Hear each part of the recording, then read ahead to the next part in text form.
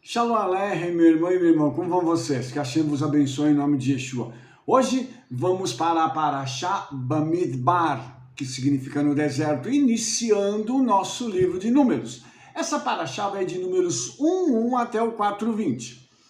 E só para a gente variar um pouquinho, né? Mantendo a mesma coisa, eu queria mostrar para vocês algumas coisas também que são muitíssimo interessantes aqui. E eu quero falar um pouquinho sobre a questão da contagem do povo de Israel.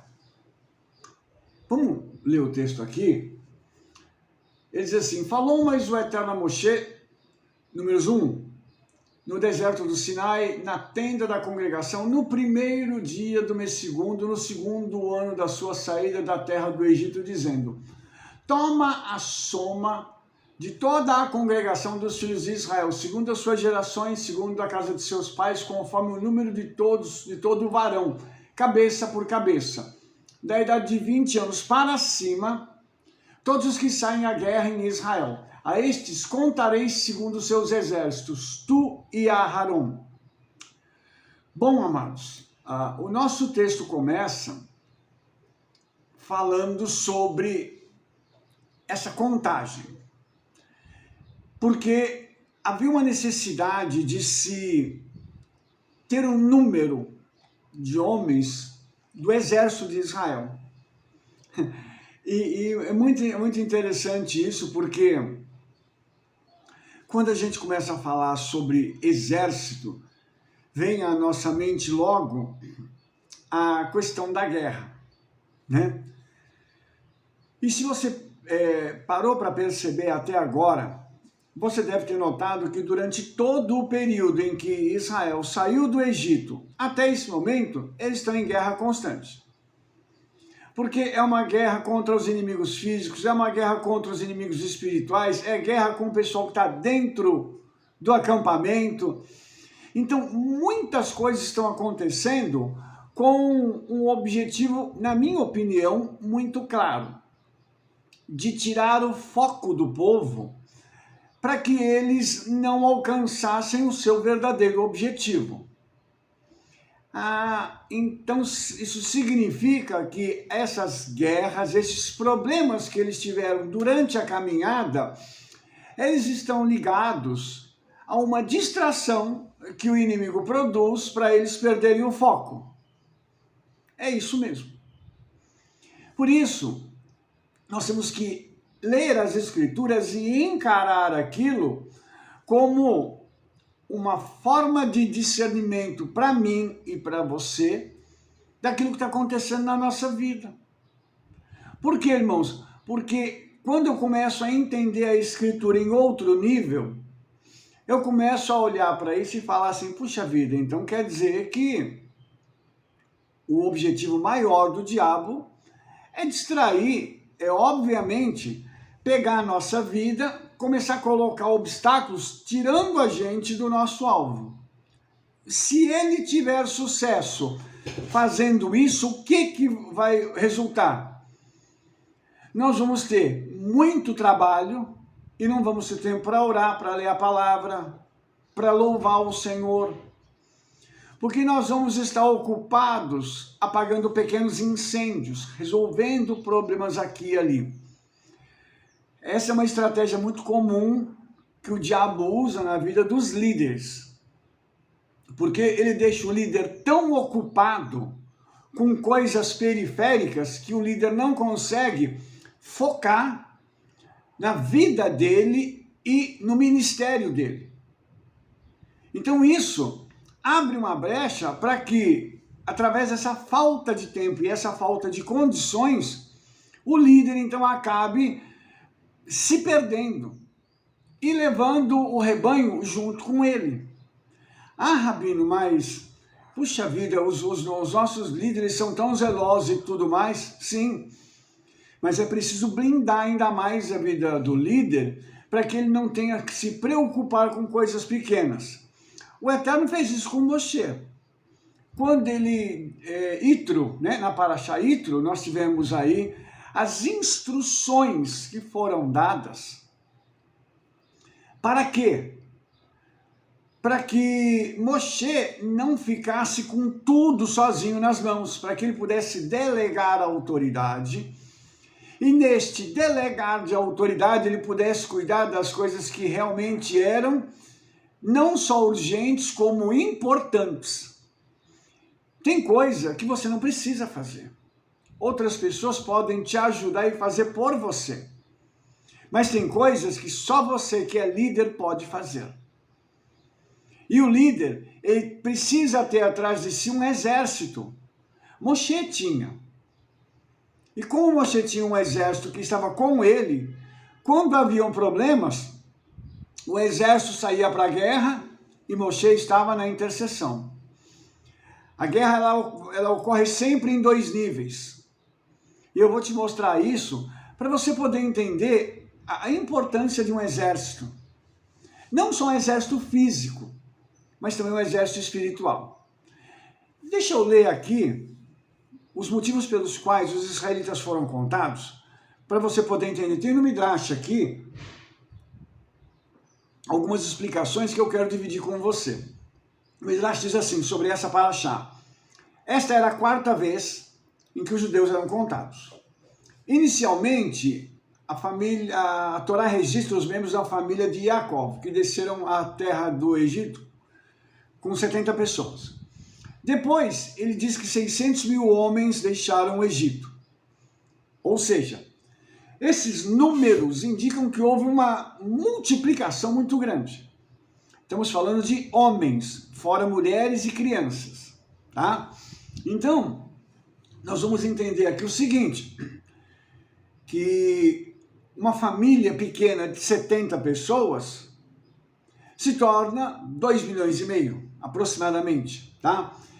Aí, continuando, após o pecado do bezerro de ouro, os israelitas foram contados, então, pela 3ª vez. E agora, 7 meses depois do último censo, eles são contados novamente. E essa contagem precisava apurar algumas coisas. Primeiro, os ancestrais de cada indivíduo. Eu te faço uma pergunta. Você conhece os teus ancestrais? Você conhece a tua linhagem? A história da tua família? Por que você se chama fulano de tal? Porque você tem uma ancestralidade, você tem gente atrás que construiu a tua história até chegar até aqui. Um dos objetivos dessa contagem era conectar aquelas pessoas que estavam no deserto com seus ancestrais que já tinham ido. Então, é muito importante saber, naquele momento, a tribo a qual aqueles judeus pertenciam. Tá? No nosso caso, hoje, nós não temos plena certeza para determinar as tribos.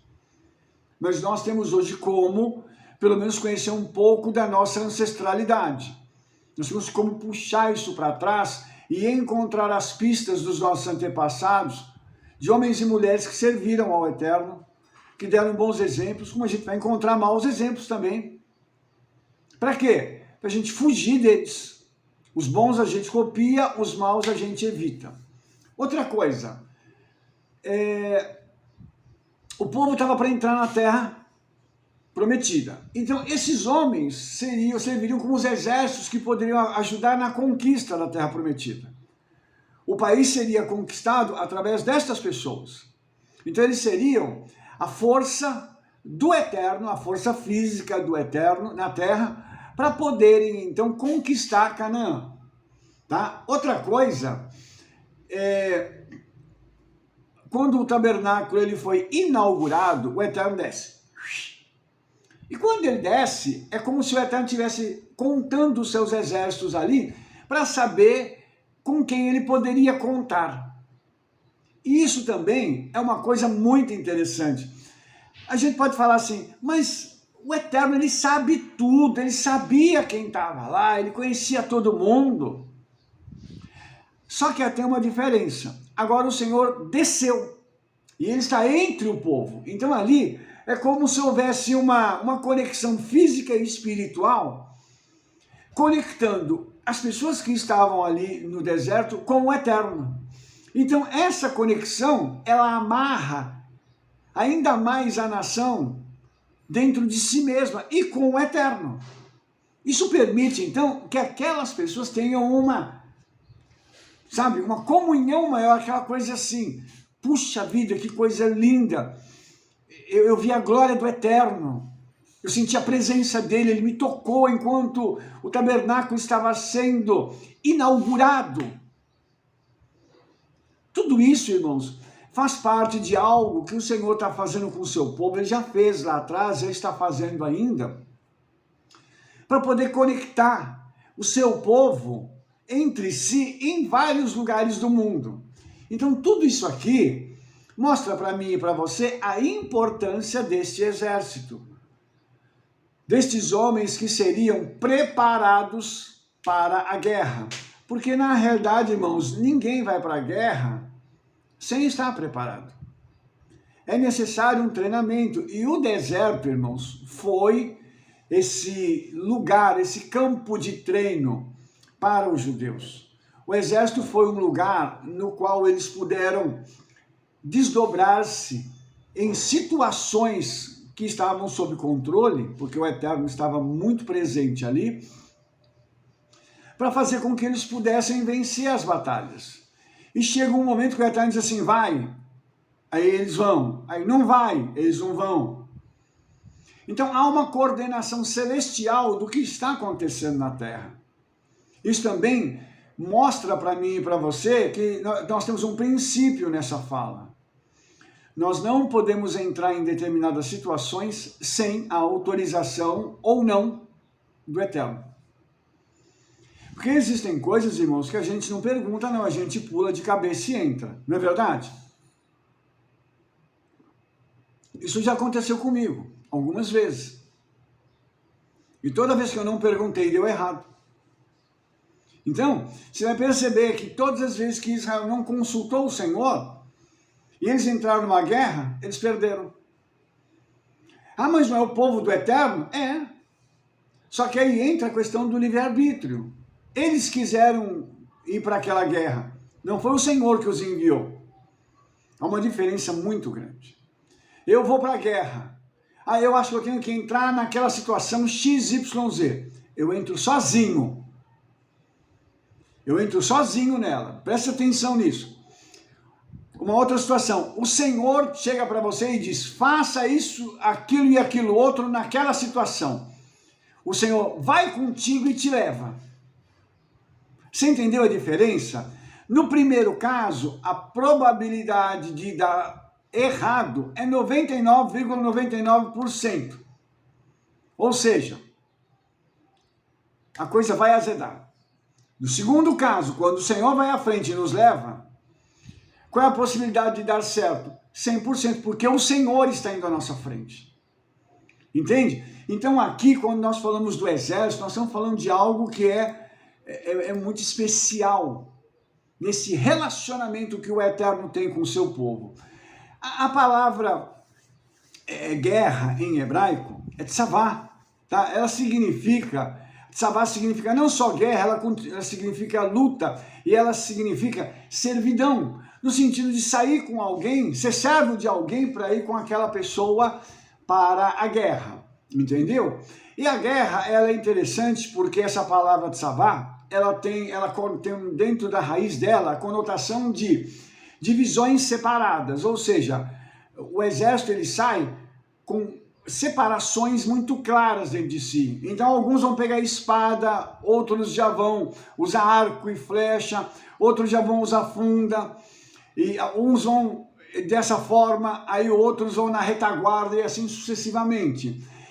Também os levitas que serviam no tabernáculo eram chamados também assim. O serviço deles era chamado de guerra. Depois eu vou falar sobre esse assunto aqui. E as mulheres também que estavam servindo na entrada do tabernáculo tinham essa mesma conotação. Então, o que é a guerra? O que é o exército? É aquela organização que está integrada. Então, uma parte depende da outra para alcançar lá na frente o triunfo. O triunfo só existe porque tem gente na retaguarda que preparou tudo para quem está na frente do campo de batalha alcançar a vitória. Isso eu estou falando da etimologia da palavra, tá? Isso aqui eu estou tratando da raiz dessa palavra. E é engraçado, irmãos, que quando a gente fala sobre isso, nós estamos falando também sobre aquelas hordas celestiais de anjos de guerra, tá? E eu vou tocar nisso um pouquinho depois, porque a palavra tsavá, quando ela chega no plural, tsevaot, né? Ela tem uma conexão com o tetragrama. Aí nós lemos Adonai Tsevaot, Senhor dos exércitos, ou Senhor das hordas, Senhor dos anfitriões. Então, como que isso se encaixa?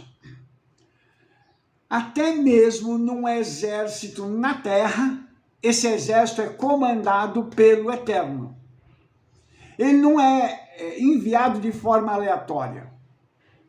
Rabino, mas é um exército que ele não é de um servo do Eterno, é de uma nação que quer matar Israel, quer acabar com Israel. Uhum. É isso mesmo, quem comanda esse exército não é o general que está dando ordens lá, é o Senhor. E o Senhor vai usar esse exército para glorificar o nome dele. Você entendeu? Então, quando o inimigo se levanta, ele levanta e usa esse exército. Mas, na realidade, debaixo da autoridade do diabo, tá? O diabo está debaixo da autoridade do Senhor. O diabo não vai poder fazer alguma coisa se o Senhor não disser que ele pode fazer. Então, o Senhor demarca os limites onde as trevas podem atuar. Por isso que eu estou dizendo que o Senhor é que comanda isso. Porque fica parecendo que é o diabo que está no controle.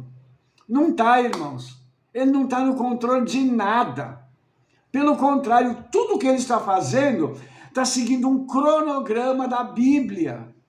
O Senhor já disse que ia ser assim. Então, na realidade, o diabo é um servo de Yeshua, que está fazendo conforme o que está escrito. Ponto final. Por isso que os exércitos dele não fazem a vontade dele, fazem a vontade de Yeshua. Vamos caminhar um pouquinho mais para a gente mostrar isso? Olha só que coisa interessante isso aqui, tá? Quando a gente continua falando sobre a questão do exército aqui, nós temos também uma coisa bem bacana aqui. Deixa eu só abrir para falar para vocês aqui, porque essa palavra exército em hebraico, né? Quando você chega e procura no português, você vai achar muitas referências. Mas eu queria ler uma coisa para você aqui, tá? Porque eu vejo que isso aqui é muito interessante. O homem de Deus, ele nunca está sozinho, tá bom? Em Gênesis 32:2, tem um versículo que diz o seguinte: e Yaakov disse quando os viu, este é o exército de Elohim, e chamou o nome daquele lugar Maanaim. Eu não sei se você percebe, mas a vida do nosso patriarca Yaakov foi marcada por muitas experiências espirituais. De todos os patriarcas, ele parece que foi o que mais teve contato com o mundo celestial, com esse mundo espiritual. E aqui, ele passa por uma situação onde ele vê o exército de Elohim, que está ao lado dele. Então, qual é a conclusão que nós chegamos? Algumas vezes eu e você temos um anjo, 2 que cuidam da gente. Algumas vezes tem que vir um exército. E por que tem que vir um exército? Porque a nossa responsabilidade e o nosso trabalhar aqui para o Senhor toma um vulto tão grande que um anjo só não iria, digamos assim, como dizem em Minas Gerais, não dá conta. Precisa de mais. Então vem um exército, como aconteceu no caso de Yaakov. Então você percebe o quanto essa questão do exército ela é importante. Tudo isso, irmãos, nos mostra que há uma estreita conexão entre o mundo físico e o mundo espiritual. E eu quero também mostrar uma outra coisa para você aqui, porque nosso querido Rabino Shaul, né, ele diz o seguinte, que ele fala sobre esse tipo de situação, e deixa eu ler aqui para você também caminhar junto comigo. Efésios 6,12. Porque não temos que lutar contra a carne e sangue, mas sim contra os principados, contra as potestades, contra os príncipes das trevas deste mundo, contra as milícias espirituais dos lugares celestiais. Amados, no nosso caso, nós não vamos fazer uma guerra física. A nossa guerra é uma batalha espiritual que por vezes não tem fim. Tá? Assim como aconteceu com o povo de Israel no deserto, conosco a história vai se repetindo. E não tem fim essa batalha.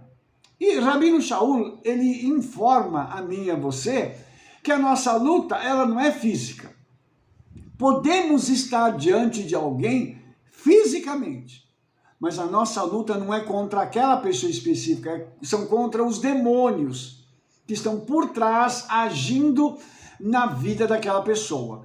Então, isso mostra pra gente o seguinte, que eu e você estamos envolvidos em algo muito maior do que nós sequer imaginamos, ok? Então, esse exército celestial que está à nossa disposição, o que ele tem feito? Ele tem lutado para que eu e você possamos alcançar a vitória. E aí, irmãos, nós vamos entender também uma outra coisa. A nossa luta, como é que ela se dá? O nosso querido Rabino Shaul, ele também nos adverte que há uma necessidade de colocarmos a armadura do Senhor. Isso também é a nível espiritual. Por quê? Porque eu vejo o seguinte, irmãos, que nós precisamos mesmo, tá, dessa armadura. O texto que eu li de Efésios 6,12, quando você começa no verso 13, ele diz, portanto, tomai a armadura de Elohim para que possais resistir no dia mau, e havendo feito tudo, ficar firmes. Como é que a nossa luta acontece? Você vai pegar um demônio pela orelha, pela cabeça, dar uma chave de braço nele? Não. A nossa luta contra os principados e potestades, ela se dá a nível da boca, da fala, da oração, da ministração, de palavras que são ditas em momentos-chave, e estas palavras causam um resultado assim extraordinário. Lembrando que essas palavras não saem de qualquer boca, elas saem de bocas que estão santificadas e de mentes que estão restauradas e que liberam palavras corretas nos tempos corretos e com finalidades específicas. Então, quando Rabino Shaul diz, não temos que lutar contra a carne e contra o sangue, essa batalha nossa, ela é a nível de palavras, porque como o Ruach HaKodesh, o Espírito Santo habita em nós, o potencial de criar através da palavra reside, está latente em cada um de nós. Isso significa que com a minha palavra eu posso trazer algo à existência, eu posso destruir algo, eu posso abençoar alguém, eu posso amaldiçoar alguém, entende? Então, tudo isso está dentro de mim e de você.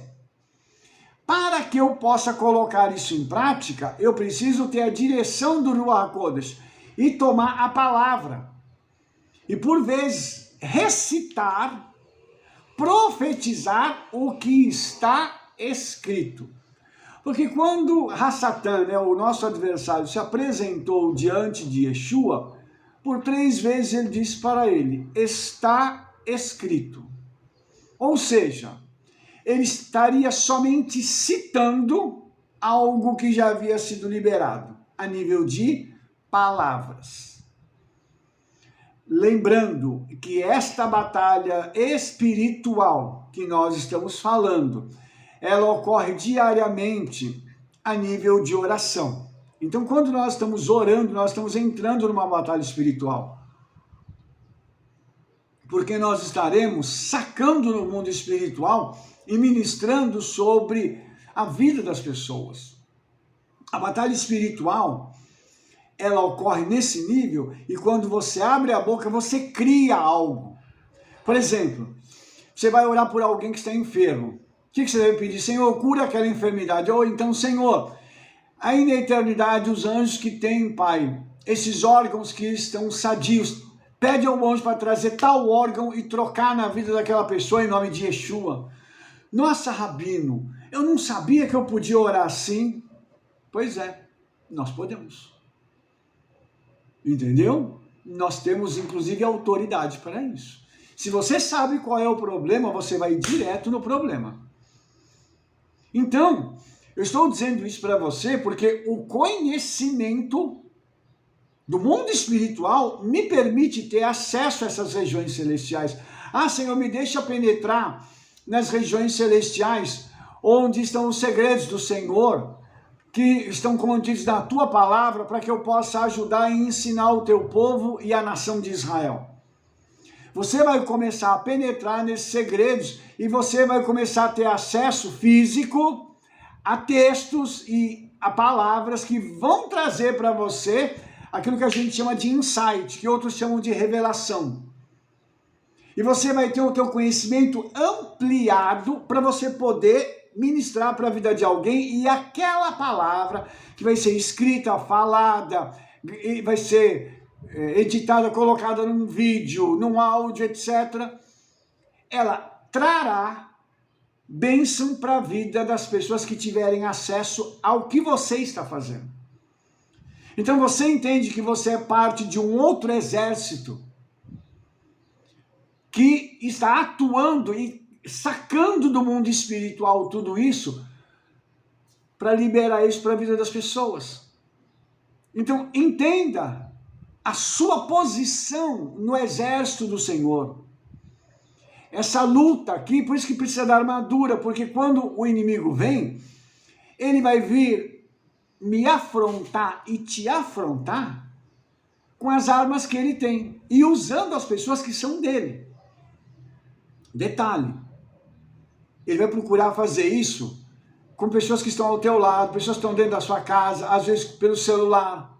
Você vai ler uma notícia num site, você vai falar misericórdia, e vai começar a minar o seu coração, a sua mente, as suas forças, para que você não siga adiante. O exército das trevas trabalha contra o exército do Senhor.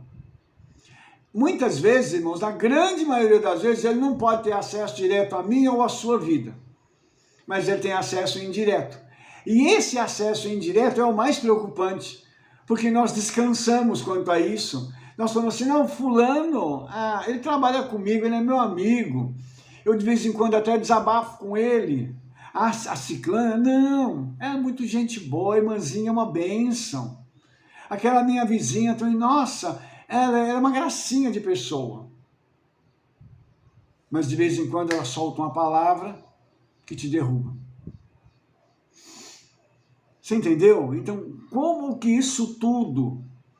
Eu tenho que vigiar, eu não posso baixar a minha guarda. Por isso que a armadura aqui, ela é fundamental, porque a minha luta está acontecendo nas regiões celestiais, mas o impacto dela ocorre aqui na Terra.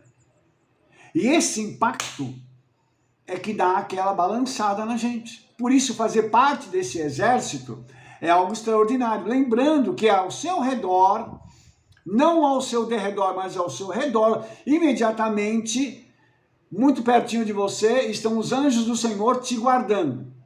Tranquilo.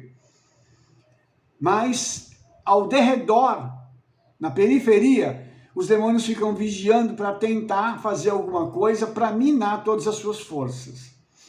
Antes de acabar, eu quero te mostrar uma outra coisa, um outro nível de batalha espiritual que acontece, em que a gente entra e a gente às vezes não se dá conta de como isso é lindo e que nós podemos usar uma arma que é inusitada para a gente fazer isso, tá? Você sabia que quando você louva o Eterno, você quebra cadeias, você destrói as correntes que o inimigo coloca ao redor, não só da sua vida, mas das pessoas também? Existem relatos na Bíblia, inclusive um em que Paulo e Silas estão presos, eles começam a cantar meia-noite. Imagine eles cantando em hebraico lá. Eu não sei o que eles cantaram, mas quando eles começaram a cantar e louvar o Eterno, meia-noite. Meia-noite é um horário chave na Bíblia, né? É legal a meia-noite, né? E eles começaram a cantar, veio um anjo e abriu tudo, despedaçou as cadeias. Muitas vezes nós não usamos isso. Na maioria das vezes nós reclamamos e não louvamos. Na maioria das vezes a nossa postura é de tristeza, não de alegria. Então, se eu entender esse tipo de, vamos chamar de código, tá? Eu vou passar a ter uma postura diferenciada. Se isso internalizar na minha vida, se isso entrar e começar a fazer parte do meu dia a dia. Aí eu tive um problema, eu vou... Não, Senhor, eu vou te louvar. Pai, obrigado, Senhor, em nome de Jesus. Eu vou colocar agora uma música aqui, eu vou começar a cantar. Rodula Adonai que tove, vamos. Vamos lá. E o nosso louvor, ele vai transformar aquilo que aparentemente era uma tragédia numa grande vitória para nós. Pegou? Bom, uma outra coisa para a gente poder dar esse final nosso aqui. Você sabia que cada vez que você celebra uma festa do Senhor, uma festa bíblica, você está combatendo um principado e uma potestade? Rabino, verdade, é. Cada uma das festas celebradas, elas estão ligadas a um principado aos principados e potestades. Quando você celebra aquela festa, aqueles principados são julgados. E você recebe os benefícios não só da obediência, como da derrota daquele principado. Então, isso traz um grande benefício e você vai usar o quê? A obediência à palavra do Eterno, e geralmente numa festa a gente canta e dança. Você entendeu? Eu acabei de falar sobre louvor. Agora eu estou associando o louvor à dança e à questão da festa, da obediência à festa. Você está entendendo? Então, isso tudo vai fazer com que no mundo espiritual haja um reboliço, haja um resultado que vai impactar a sua vida e a vida das pessoas que estão ali. Quando, por exemplo, você está numa festa bíblica e o rabino, o roche ou alguém está ministrando uma palavra, aquela palavra ela tem o objetivo de trazer o benefício ligado à festa bíblica. Entendeu? Então, suponhamos que a gente esteja falando aqui vamos começar com a primeira festa do calendário nosso, né? Purim. É uma libertação no cativeiro. Pessah, libertação do cativeiro. Aí vem Shavuot, o início da colheita, o derramamento do Ruach HaKodesh. Você vai estar recebendo tudo isso diante do Senhor. Aí depois nós temos Rosh Hashanah, uma mudança do Mazal, uma mudança de mente, algo que vai transformar a sua vida e vai te dar um novo padrão para você seguir durante todo aquele ano. Depois nós temos Yom Kippur, que é um tempo de arrependimento e um tempo no qual os teus inimigos vão estar sendo julgados, porque é um tempo de julgamento. Aí nós temos Sukkot, que é o final da colheita, a festa que aponta para a vinda de Mashiach. E finalmente nós temos Hanukkah, onde é levantado um grande exército do Senhor, e que esse exército se levanta contra a assimilação, ou seja, eu não quero me reconectar com as coisas mundanas, eu quero abandonar as coisas mundanas e me conectar a homens e mulheres que querem lutar pelo Senhor, que querem lutar por aquelas coisas que são legítimas, e que um exército pequeno vence o grande. Você percebeu? Eu fiz aqui só um pequeno resumo. No canal aqui nós temos vários vídeos das festas, mas eu fiz só um resuminho para você entender que quando você participa de uma festa, tem um mazal, tem aquela unção da festa, que é derramada. E a cada Shabat, nós temos também esse derramar da unção do Eterno ligado a Paraxá. Então o Shabat vai celebrar algo que está conectado com aquela porção da Torá. E isso faz com que toda a tua semana seja abençoada através daquela palavra que foi ministrada na porção da Torá da semana. Você entende que tudo isso que eu estou falando, isso é uma batalha espiritual que ocorre diariamente, semanalmente e a cada ciclo festivo. São 7 festas para trazer para a gente a plenitude. E o Shabat é a 8ª, porque o Shabat transcende o tempo e o espaço. E o Shabat aponta para a eternidade. Então, quando eu entendo tudo isso, eu entendo que eu faço parte desse exército. Esse exército aqui que caminha na terra, com os pés da terra e com a sua mente no céu. É um exército que vive na terra conectado ao céu, que o dia que eu e você deixarmos este tabernáculo, este corpo aqui, nós vamos para Yeshua, nós vamos ser recebidos na eternidade por Yeshua. Esse é o exército do Senhor. O Senhor, o profeta Jeremias diz que o Senhor dos exércitos passa em revista o seu exército de guerra. Aqui, hoje e agora, o Senhor está passando em revista o seu exército de guerra. E aí fica aquela famosa pergunta: será que Yeshua pode contar comigo e com você? E se pode, a que nível? E dependendo do nível, quanto tempo? Tudo isso, irmãos, são perguntas que nós precisamos responder para o Senhor e para nós mesmos. E precisamos entender o seguinte: tudo está preparado já. O grande general Adonai Tsevaot, ele está pronto para nos chamar para estarmos com ele na eternidade para sempre. Mas antes disso, nós temos uma guerra na qual nós estamos convocados para participar desta guerra e vencer. Ninguém vai sair para a guerra para ser derrotado. Você se lembra quando Davi foi levar mantimento para os seus irmãos que estavam na guerra? Estava todo mundo acuado, todo mundo com medo, porque o inimigo aparentemente era muito grande. Ele gritava alto, ele se impunha com a sua aparência. Mas Davi olhou e disse assim: eu posso derrotá-lo. Ele tem um ponto fraco. O principado que está com ele já foi vencido. Eu posso vencer ele. Davi viu o que ninguém viu. E Davi se propôs a ir matar o gigante. Davi teve um discernimento de espírito espetacular. E Davi vai. E ele usa uma pedra. E é interessante, irmãos, que acho que muitas pessoas que estavam ali devem ter falado assim: esse moleque é doido, vai morrer. O próprio Golias falou: não tinha homem para mandar, não mandaram essa amostra grátis aí? Isso sou eu falando, obviamente.